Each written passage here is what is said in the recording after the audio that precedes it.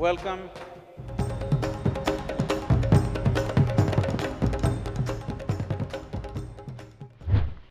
सदगुरु, जब लोग कहते हैं कि वो प्रेम में हैं, उन्हें लगता है कि ये बिना शर्त प्रेम है, मगर फिर भी अधिकांश मामलों में वो असफल रहता है, उससे खुशी नहीं मिलती। तो सदगुरु, बिना शर्त प्रेम वास्तव में कब संभव है? देखिए, प्रेम शब्द का मतलब है आपको प्रेम का अनुभव अपने भीतर भावनाओं की कुछ मिठास के रूप में होता है। या तो इस व्यक्ति को देखकर या उसे देखकर या उसे देखकर, हम नहीं जानते कि कौन आपके अंदर इस चीज को प्रेरित करता है। इससे कोई फर्क नहीं पड़ता कि इसमें आपकी मदद किसने की, मगर मुख्य रूप से ये आपके अंदर हुआ है ना। ये सिर्फ आपके भीतर हुआ या ये हवा में मौजूद था? मैं इस बात को साफ करने की कोशिश कर रहा हूं। दोनों जगह हुआ। वाकई वो हवा में था?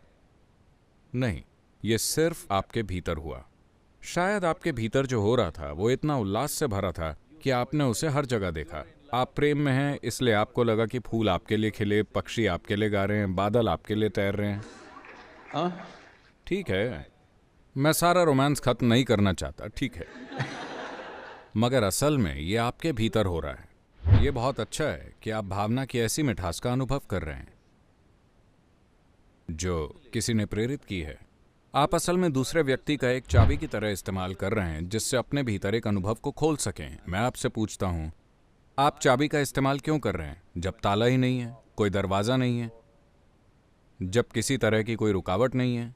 बात बस ये है कि आप धक्के से शुरू होने वाली मशीन है। क्या आप जानते हैं धक्के से शुरू होने वाली मशीन क्या होती है? अगर 25 साल पहले आपके पास एम्बेसडर होती तो आप उसे हमेशा इस तरह एक ढलान पर खड़ी करते, क्योंकि सुबह 2 लोगों को धक्का लगाना पड़ता था।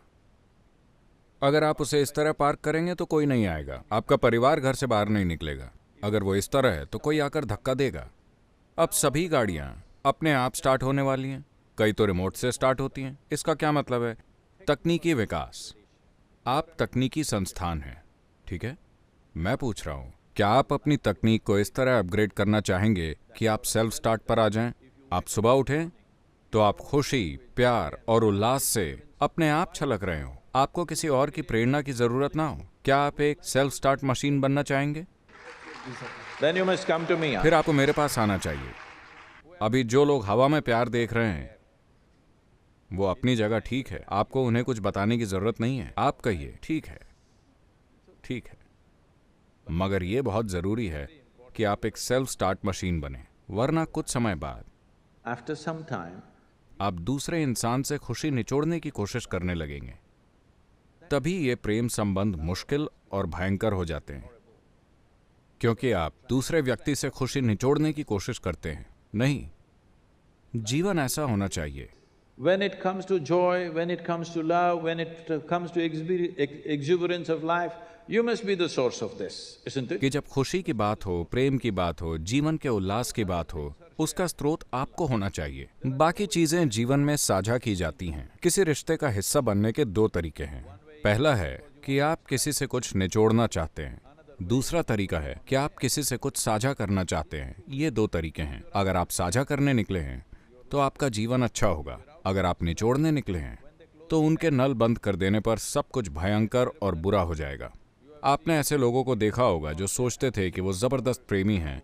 ऐसे कई लोगों के लिए स्थितियां कितनी बुरी हो जाती हैं, इसलिए नहीं कि उनमें कुछ गलत है, बस इसलिए क्योंकि आपने गलत कदम से शुरुआत की, ये सोचते हुए कि ये इंसान मेरी खुशी का स्रोत है। नहीं नहीं नहीं, खुशी या दुख, उसका स्रोत आपके अंदर है, आया ना?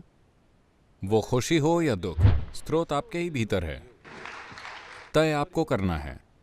अगर आप एक खुश मिजाज इंसान हैं तो वो भी आपके साथ रहना चाहेंगे। अगर आप दुखी हैं तो वो कुछ समय तक आपको झेलेंगे। क्या मैं एक चुटकुला सुनाऊं, आपको चलेगा? एक दिन शंकरन पिल्लई What happened? शाम को एक पार्क में टहल रहा था।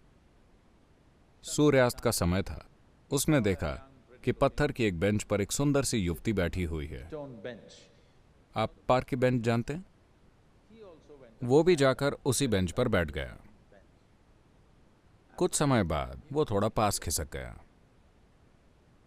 वो थोड़ा दूर खिसक गई, वो कुछ मिनट रुककर फिर से थोड़ा पास खिसक आया।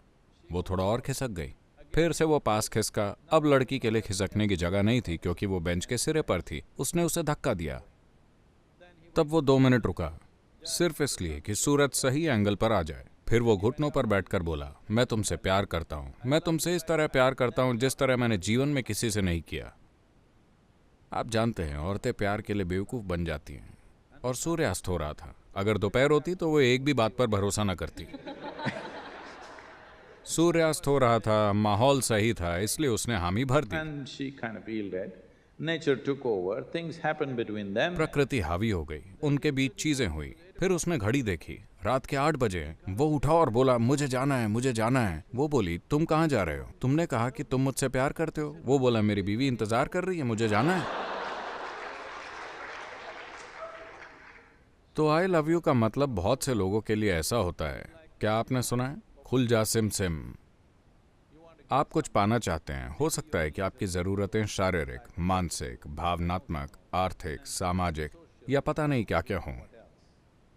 आपकी ज़रूरतें हैं तो आप इस मंत्र का इस्तेमाल उन्हें पूरी करने के लिए करते हैं और ये कारगर होता है। आधी बार ये काम करता है, ठीक है।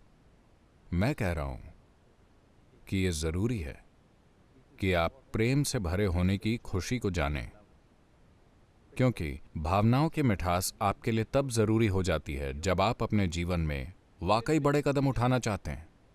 अगर आपके दिल में प्रेम की मिठास नहीं है तो मेरी बात मानिए, अगर आप दुनिया में, खासकर भारत में बड़े कदम उठाने की कोशिश करेंगे तो आप हताश हो जाएंगे और कनाडा चले जाएंगे।